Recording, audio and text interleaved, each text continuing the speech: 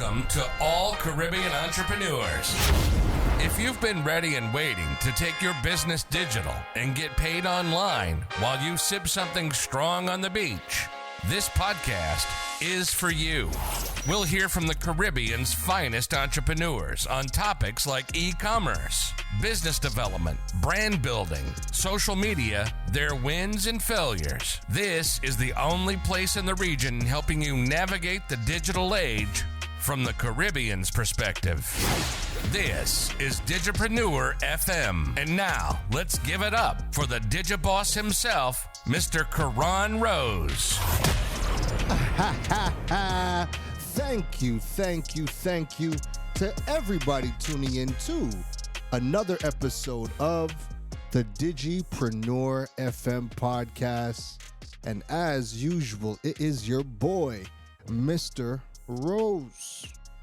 DJ, you know what to do. You've been here long enough. You gotta fade us all the way out so we can talk to the people. It is January 11th, 2025. This is the first episode of 2025. Season's greetings, everybody. I know we're a bit late, but you know what? This year we really took some time just away from all of the fray of social media. Took some time to just relax, soak in everything about being in this new place and just try to get quiet. Start thinking about what 2025 was going to look like, you know. Plans from 2024 clearly changed up a whole lot. So, you know, I had to really get quiet for a little bit for 2025 for Christmas and New Year's, you know. So I wasn't really stressing too much to jump out and get on socials or do content. I was really just relaxing. But as always, it is such a pleasure to be here. It is a pleasure to have you as a part of this Digipreneur community that is stretching to countries all over the world. This podcast, and when you look at where everybody is tuning in from all over the world, you know, makes me feel good. I love the fact that your content is going to put you in rooms, put you in cities and countries that you might not ever go, or you might not have ever stepped into, right? So when I look at who's been listening, even though we haven't done an episode for the past 2 weeks and change, right?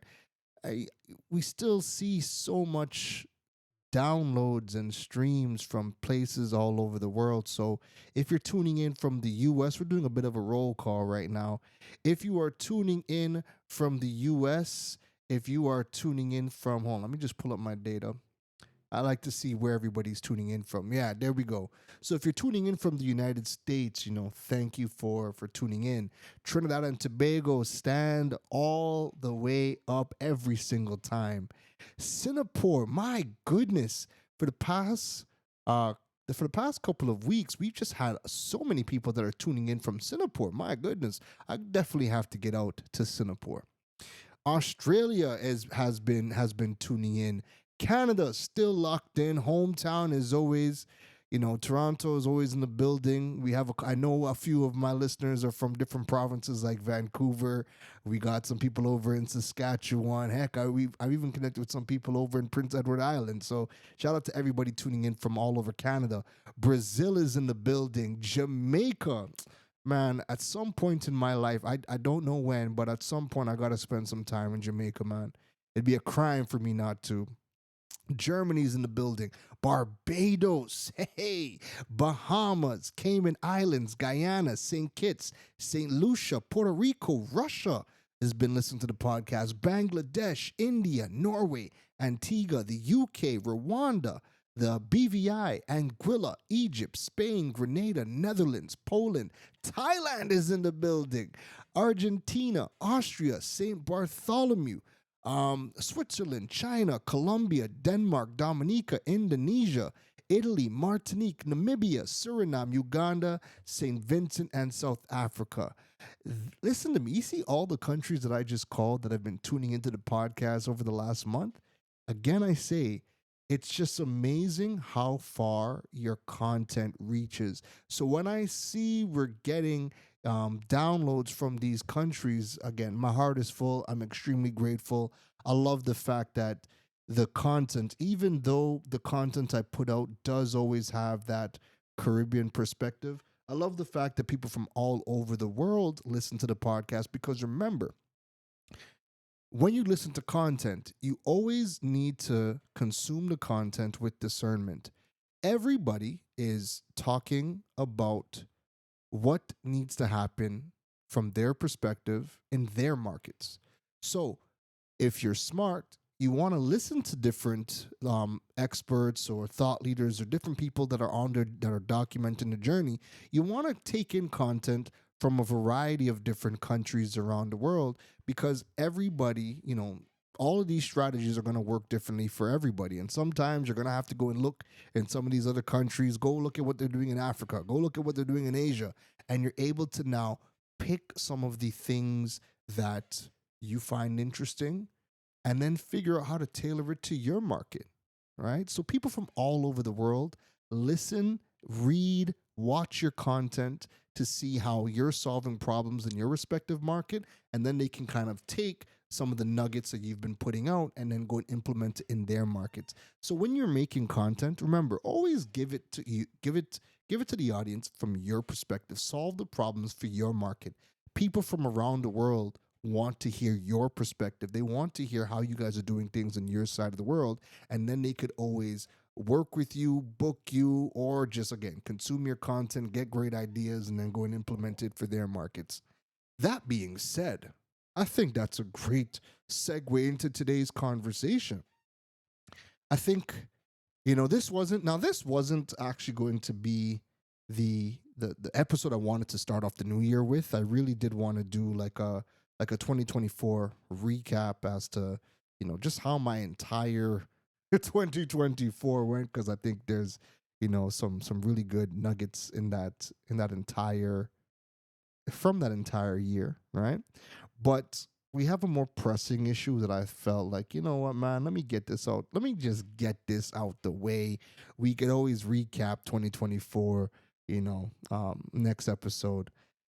Today I wanted to talk about the upcoming TikTok ban. So you would have seen the news that came out yesterday. Yesterday was January 10th. January 10th signified the day that TikTok made their last ditch effort to be heard by the Supreme Court in the United States ahead of the upcoming ban on January 19th. Now, I was watching all of the news that are coming out and again seeing everybody, give their take on what's happening with the TikTok ban. And you know what though? Seeing all of the posts and content or comments about TikTok really got me upset. You know why it got me upset? And this is why I said, I think it's great, it's timely, to have this conversation about TikTok. What got me upset is the fact that everybody knew for like a year when this was going. Everybody knew for like a year that there was a possible TikTok ban. And then in April of 2024, we got the exact date. The law the law that got passed to ban TikTok got passed in April. And we knew the exact date TikTok would be banned in the US if there wasn't a sale of TikTok to a US business or entrepreneur, whatever the case is. We knew the exact date. You had ample time to prepare yourself in the event of the TikTok ban. Like, it wasn't a case of if it was going to, the law was passed. They had the only next steps was that either you sell it by this date or we're cutting you off. That was it. A whole entire law was overwhelmingly passed. So how is this coming as a surprise to anybody? how is this coming as a surprise to anybody?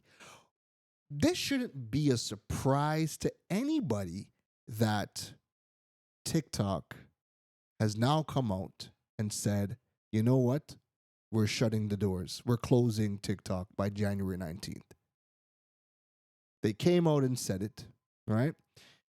But let me break down the details as to what was the end result of January 10th, right?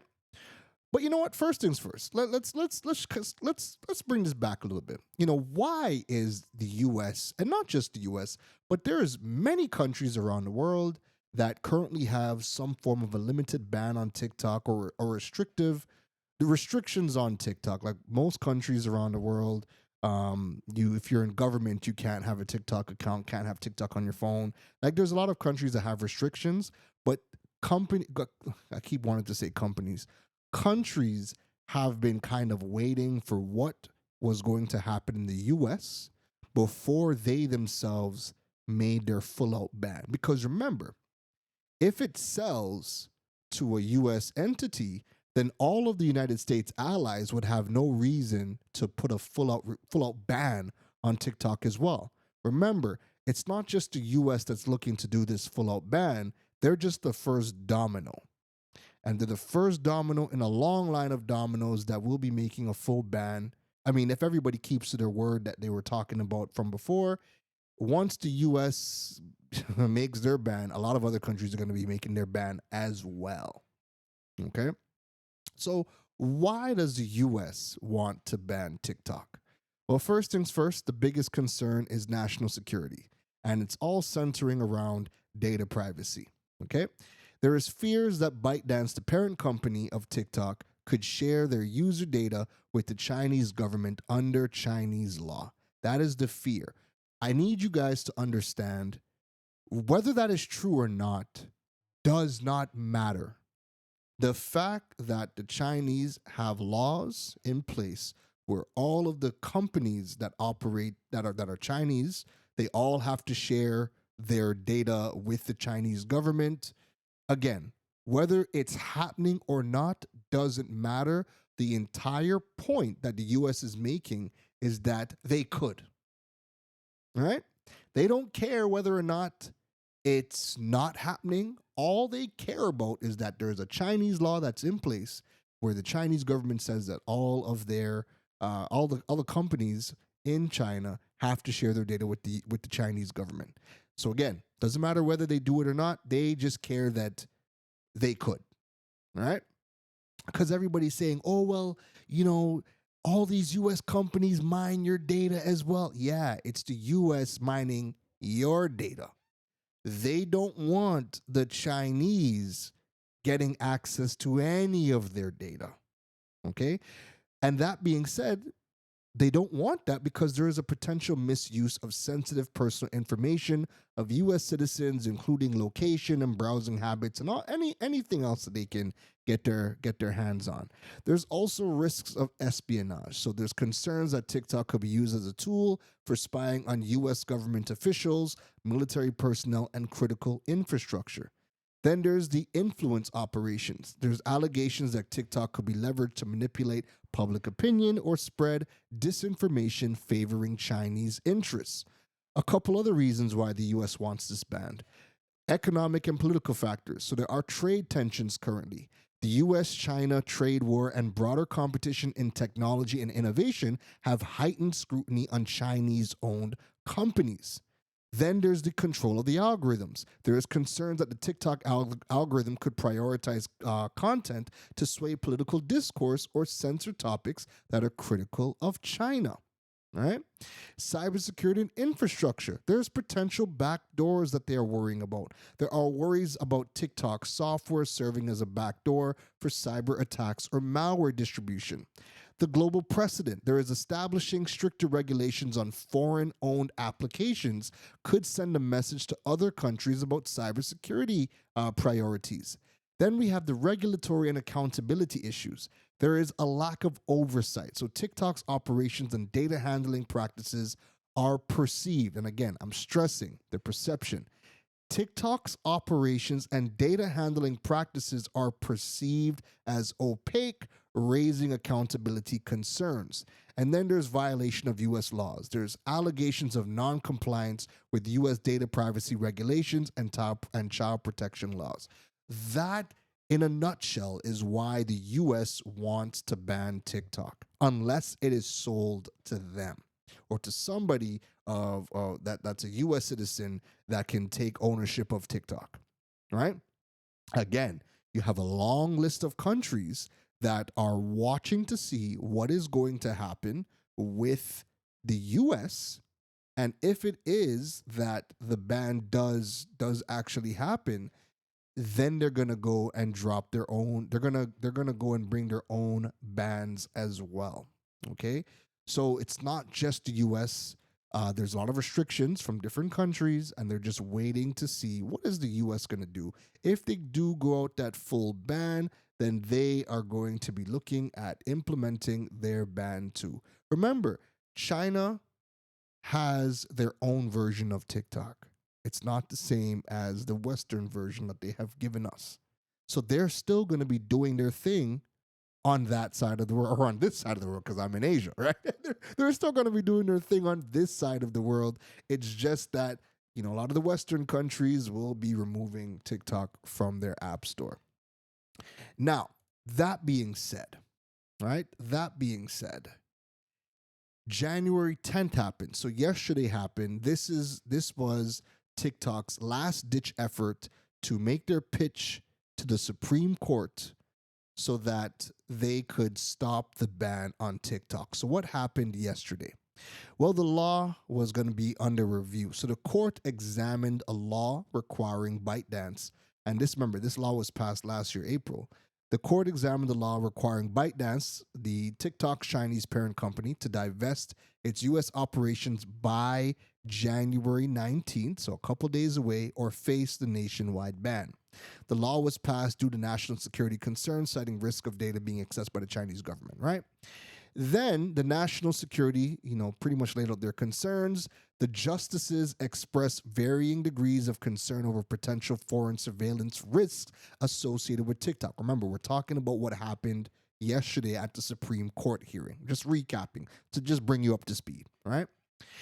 The arguments from the government highlighted the potential misuse of data and influence over U.S. citizens through the platform.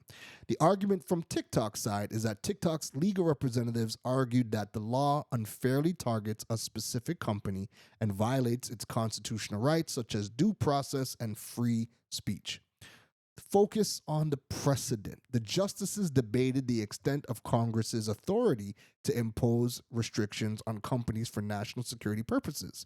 Questions were raised about whether the divestiture demand aligns with existing legislative powers. The justice sentiment is that several justices appeared sympathetic to the national security arguments, suggesting they may lead toward upholding the law, and some expressed skepticism about the effectiveness of the ban in addressing a broader cybersecurity threats. The timing of the ruling. The court is expected to issue a decision before the January 19th deadline that was outlined in the law that was passed last year. Now, there's going to be some implications of the decision, obviously, right? So a ruling to uphold the law could force TikTok either to sell. You only have a couple of days away. They're not going to sell. TikTok has already come out, since last year and said they would never sell TikTok to the U.S. So the only other option was going to be a ban, or hopefully getting somebody to, decide to not turn their back, but getting them to overturn the law that was passed. And it would be a very uphill battle due to the overwhelming support of the ban in the first place.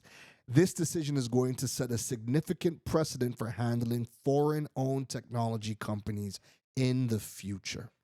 All right? So now that we've painted that entire picture and brought you up to speed of why this is even happening and what happened on January 10th, why I'm upset is I don't understand why people are surprised.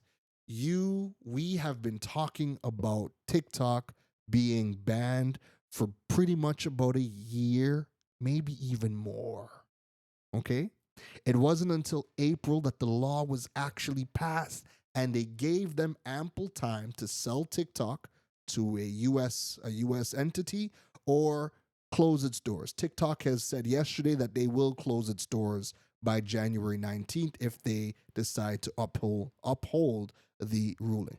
Why I'm upset with everybody is you should have been preparing for this moment.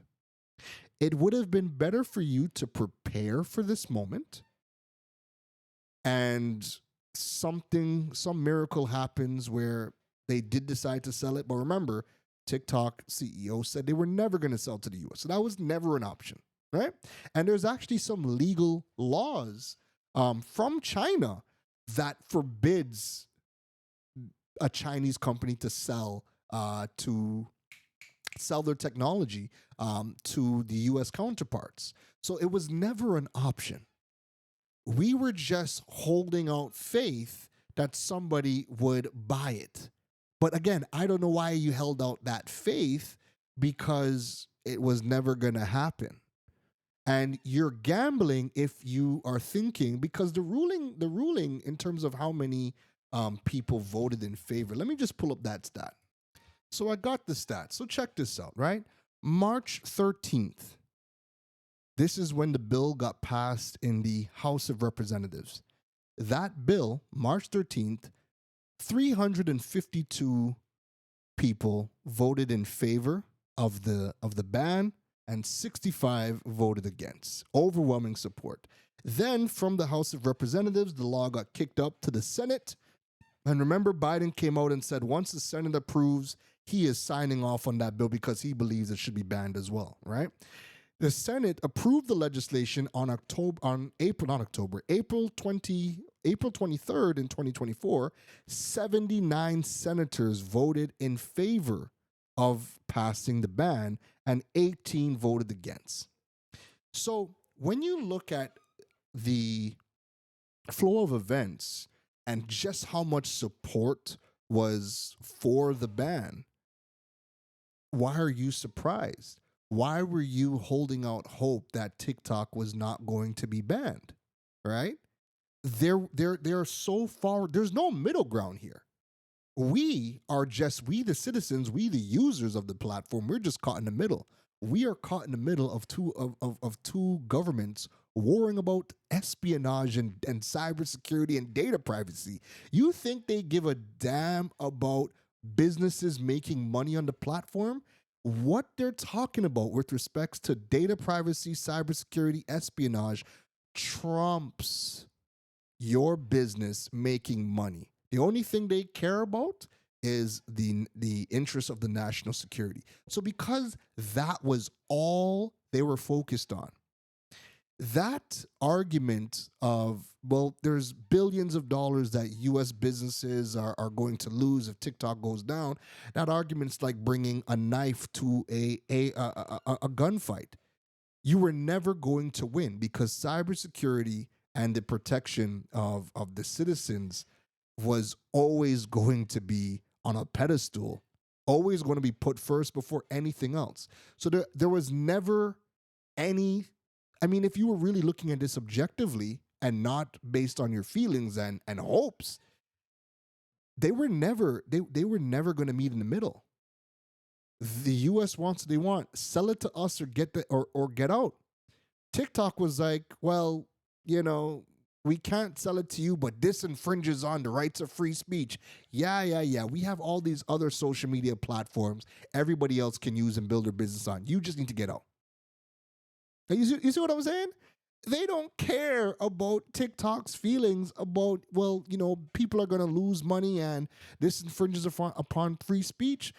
The U.S. has how many other social media platforms that everybody else can use? They don't care about TikTok like that. Sell it to us or done talk. So, that being said, I'm only upset at everybody else because you had a year to start planning. You had a year to start migrating your people. You had a year to start building up all of your other platforms. You should have been like, you know what? Let me focus on building up everything else. And if TikTok somehow, for whatever reason, survives, great. We have TikTok in the mix. But if it disappears, you should have been able to build your ecosystem so that way you could have minimized the damage of the platform. So when I'm scrolling through, and by the way, I've realized this year there's been so much more activity on Threads. The conversations are better. The engagement has been really really good, in my opinion, over the past month. I don't know if everybody woke up at midnight in January and was like, you know what, Threads, because I don't know, Threads has just been getting so good over the past month. I find myself on Threads just a whole lot more. So when I'm reading the conversation on Threads, everybody is just, what are we gonna do? What are we gonna do? They everything that they've built is on TikTok. Um, what else are people using? Man, now is not the time where you should be asking these questions or trying to figure out a plan. You had an entire year and more, because before March, this didn't just pop up. They were talking about this since 2023, potential TikTok ban. And it was a pipe dream in 2023. It was real March 13th when the House of Representatives passed the bill and then kicked it up. Because remember, once the House said we're going to ban it, Biden already jumped out and said, yo, once it passes the Senate, I'm signing off because I want it gone too. So from then, we should have been preparing ourselves for this eventuality. That's all I'm really saying in terms of me being upset with y'all. Y'all should have been preparing for this. And if you were somebody that said, you know what, you don't have to ask me twice, and you started to build up all of the other platforms, you'll realize that again, you would have minimized the fallout of only relying on TikTok. So now, if you're somebody who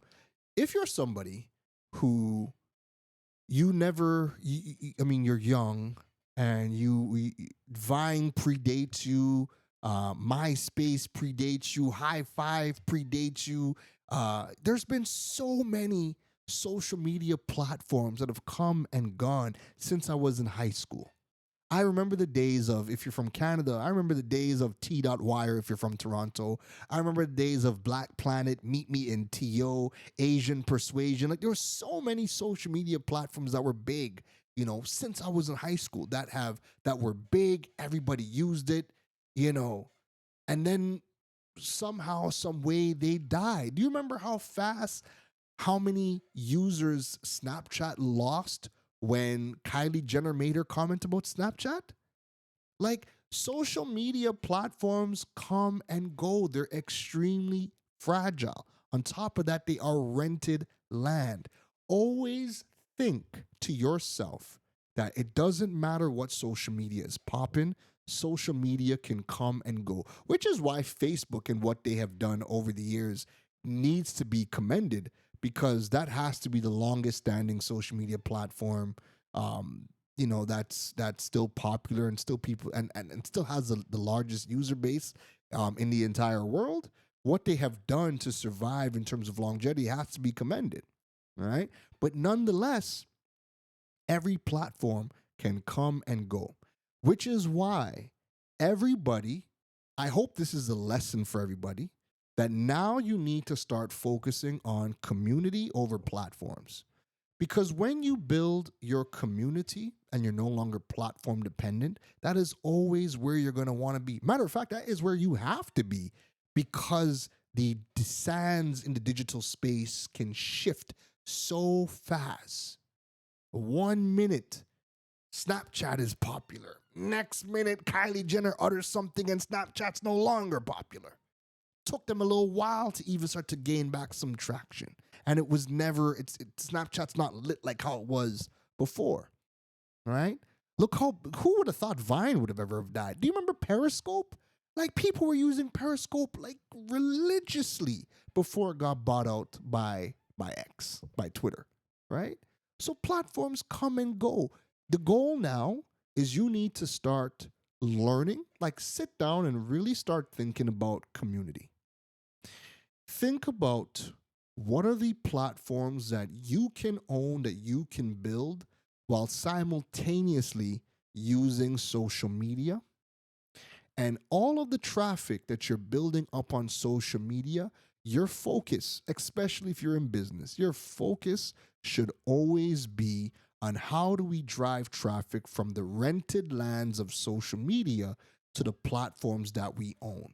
Because as long as you're funneling people back to the platforms that you own, and platforms you own could be things like your website, your email list, your SMS list, your WhatsApp list, your push notifications list, your podcast. Heck, even YouTube is a great, but I still treat YouTube kind of like I do social media in a sense. But YouTube, I think, is just a lot more stable because of it's a part of Google, and I don't see Google going away anytime soon. But nonetheless, I still kind of treat Google like that. But again, the goal is always to look at. So if you haven't thought about this, right? Look at the platforms that you can own. What are the platforms that you can own? And then what social media platforms do you want to go hard on, create your content, but always keep in mind that your owned platforms and the social media platforms, they have a synergy. They work hand in hand. And you need to always focus on bringing people from the rented lands over to the platforms that you own. So that way, in the event that one of the social media platforms ever disappears or no longer becomes popular, the fallout would be minimized because you're no longer platform dependent. If you are only popular on TikTok, your business is gone. Like you're counting down the days right now. If you are a content creator and you're only popping on TikTok, count your days down. Like you can see when you're going to disappear. All of the brand deals, your popularity, all that is gone. Your platform is what you're bringing of value to when you're getting these brand deals. So you could never, in this day and age, limit yourself to a platform or be platform dependent. You need to focus on how are we going to build, and I call it your brand ecosystem, right? All of these things are part of your entire ecosystem. The channels that you own, the products or services that you're going to be offering, because that's how you're going to be making your revenue. And then what are the social media channels that you're going to be creating your conversations on? Again, just using them to funnel people back to the platforms that you own. But again, it's all part of one gigantic ecosystem. So even though I'm up here talking to you about this, TikTok is the platform that I have my largest following. I have 26,000 followers over on TikTok. That is my largest following. On the other platforms, I'm at 15 on Instagram. I'm at 17,000 on LinkedIn. Facebook is, well, my Facebook subscribers are low, but I always get good traffic. That's actually funny enough. Facebook is the platform where I have the absolute lowest following. Like I have like 3,000 followers on my Facebook page. And then my personal page has about 3,000 friends, connections, or whatever. But when I look at my data as to where my sales come and what platform is driving the most traffic back to my website and my podcast and things of that nature, Facebook's the number one platform bringing everybody in. But it's the platform that where I have the lowest subscribers, right? So you don't want to be in this situation where you're platform dependent and your entire existence digitally is pegged to one platform and it's now going to be gone overnight when the doors close on TikTok. Now you need to start thinking about how do we build this community? How do we build this ecosystem that it's no longer just dependent on one thing? Instead, we have multiple channels owned and rented that all work in synergy. And if one thing stops working, all right, we still have all of these other platforms in play to still do what they got to do. Now, I don't just want to, rake you over the coals, but if you are somebody where TikTok has been your baby, what would you like to do? Actually, no, let me not say it like that. This is what you should start thinking about if TikTok has been your main platform. The first thing is you can download all of your TikTok videos. So there's a tool called Talk Backup, TOKBACKUP, and I'll add that link into the show notes. Talk Backup. Back up all of your videos with Talk Backup. YouTube Shorts has just announced in October that the maximum time limit for YouTube Shorts got pushed from 60 seconds to 3 minutes. Great time to make that change, right? Because a lot of my videos never made it to YouTube Shorts, mainly because my short form videos are usually like anywhere from 1 minute to 5 minutes, depending on the topic, right? But as of October 2024, they've pushed the limit to 3 minutes. So use Talk Backup, back up all of your TikTok videos, and start getting all of your videos over onto YouTube Shorts. Now is a great time more than ever to start building out your YouTube channel, building out your YouTube Shorts. Get all your videos over there. Like immediately. Get all your videos over there, right? I know the algorithm of TikTok is going to be missed because there really is no other platform that does what TikTok does at the level that TikTok does. But this is just another thing that is going to separate the people who are really good at what they do. Because if you're good at what you do, you're going to figure it out, right? You're going to figure it out. It's going to take some time for you to learn, hey, what works on YouTube? What works on Facebook Reels? What works on Instagram Reels? Like I told you, I feel like this year Threads has really been doing an amazing job. And I'm just noticing the conversations in my algorithm for Threads just give me so many more conversations that I actually want to participate in. And the more I'm commenting and engaging in conversations, I'm seeing just a lot more engagement on my own content and the comments I'm leaving on people's posts and whatnot. And I'm getting more connections on Threads as well. So there's platforms for you to use, but now you're going to have to figure out your strategies to use all these other platforms to grow what you're trying to grow. TikTok just made it easy for everybody to build a big following, right? They really did make it easy for everybody, but they also changed the game with how content gets pushed, and we thank TikTok for what it has done. But if everything holds, then I personally I rather err on the side of caution. I expect TikTok I expect TikTok to be banned in the US, and I expect it to be banned almost in every other country that's an ally of the United States. If it's banned and I could no longer use TikTok, yes, 26,000 followers. I mean, we took time to build it. But again, this is a part of the game. This is a part of the game that we are in. And it also motivates me now to start trying to figure out, how do I continue to build my ecosystem, grow my engagement and influence on all of these other platforms so that, again, we're just not dependent on any one particular platform. So go back up all of your videos on TikTok. Use Talk Backup. Back up all of your videos. Now is a great time to get everything transferred over onto platforms like YouTube Shorts. Get whatever you can over on Instagram Reels or Facebook Reels as well. Yes, I know it's not going to be, TikTok, but this is a part of the game. And if I go back to one of the greatest lessons that I ever learned when I used to work at TELUS back in Toronto, my manager at the time, Kevin Rempel, TELUS had a slogan for the employees, and the slogan was "Embrace Change." Right. So anytime something would change, even when you got pissed off about the changes, my manager, Kevin Rempel, never got rattled, never got pissed off. Whether the change was good, bad, he was very indifferent. He always brought you to the back room and showed you what was on the wall. He's like, what does the slogan say? Embrace change. Yes, this is where we are at right now. Forget about what was in yesterday. Embrace today's change and figure it out. Because what are you going to do? Are you going to quit? No, you're not going to quit. Because if you're going to quit, then quit. Cool. Problem solved. But if you're not going to quit, then you are going to figure it out.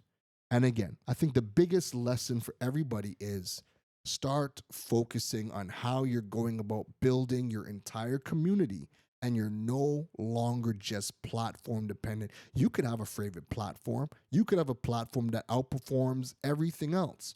But the goal should always be, how do we drive traffic from the rented lands of social media over to platforms that we own? How are we going to utilize some of the other platforms so that we are building up these communities as well? And if one of these platforms goes, hey, it was great while it was here, it helped us to elevate our business. Now it's no longer here, it's no longer popping. Cool. We're going to continue moving and embrace the change. That is my message to everybody. Embrace the change and start learning how to now go about building that community and no longer becoming platform dependent. We had over a year to do it. If you did not take heed, the writing was always on the wall. If you did not watch any of the warning signs, then this is going to be a very harsh lesson for a lot of people. And that's okay, right? Because guess what? We didn't think Vine was ever going to disappear because Vine was popping. Vine disappeared, and a lot of creators never made it out of the Vine era. Same thing is going to happen. TikTok, unless some miracle happens where the United States Supreme Court says, you know what, man, we're going to keep it. Right? Unless some miracle happens, for all intents and purposes, TikTok will be banned, TikTok will be gone, and other countries will start to make that ban as well. It was nice. It helped us to elevate our business. We made some good money. Now we got to focus on some other things. So I hope that lesson is learned for everybody. There's going to be a lot of TikTok creators and businesses that are not going to make the jump. They were great for TikTok, just like there's a lot of creators on Vine that was great for Vine that never transitioned over to any of the other social media platforms. It's been like that for every single social media platform that has come and gone. There were people that were big on Black Planet, mastered Black Planet. I know people that knew all of the code to use MiFi. I mean, to use oh my God, MySpace. I know people that knew all of the codes to use MySpace and get all the funky banners and all that good stuff. Never made it over to Facebook when MySpace died. Same thing with High Five, right? So platforms come, platforms go. This is another lesson for everybody. And I hope this puts some pep in your step to start thinking about how you are going to build your community, your brand ecosystem that all works together, but is not just dependent. Your brand, your business is not just dependent on any one thing. And that's really all I wanted to come on this episode and talk about. So if you like what we had to say and you're new to the Digipreneur community, or you've been listening for the past couple of years at this point, you guys know what to do. Go ahead and like the podcast on Apple Podcasts or Spotify. All right. If you're listening from Apple Podcasts or Spotify, rate the podcast, drop a review as well. I read all the reviews. The reviews continue to help grow the podcast all over the world. We're also on YouTube. The podcast could be listened to on YouTube as well. So you can check out the podcast, like the podcast, drop your comments on YouTube as well. All right. To learn more about building your digital presence and your platforms, check out Keron Rose, KeronRose.com. And the link for that's going to be in the show notes. And to keep up with all of the podcast episodes, check out digipreneur.fm. We have a lot of things that we're going to be doing with the podcast this year. Can't wait. I'm going to be having a lot of fun this year. Anywho, let me go ahead and get out here. Thank you for tuning in to another episode of the Digipreneur FM podcast. I'll see y'all in the next one. You've been listening to the Digiboss, Keron Rose. We hope your notepad was filled after this episode. Make sure to like, rate, and review the show. The learning doesn't stop, folks. And to make sure you don't miss any gems from the Digiboss, go over and follow him on all social media platforms at Keron Rose. Folks, don't just sit there with a notepad. We need you to implement at least one thing into your business before the next episode. That's the only way your business levels up. Thanks for listening to Digipreneur FM. Now go be great.